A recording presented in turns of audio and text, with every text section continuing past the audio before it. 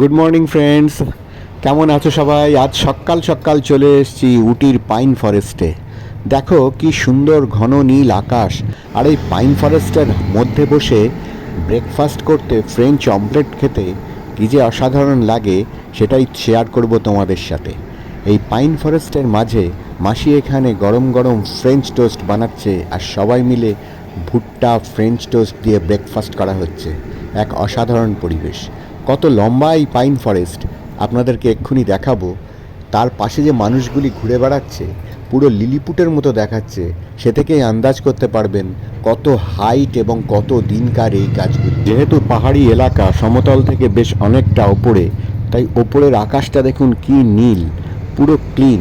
আর এই যে বলছিলাম কত উঁচু পাইন ফরেস্টগুলো, ওই দূরে দাঁড়িয়ে থাকা মানুষগুলিকে দেখুন, পাইন ফরেস্টের মাঝে একেবারে লিলিপুটের মতো দেখাচ্ছে। অসাধারণ এই জায়গা। তাই গুড মর্নিং সবাইকে। এখান থেকে সূর্য দেখার মজাই আলাদা।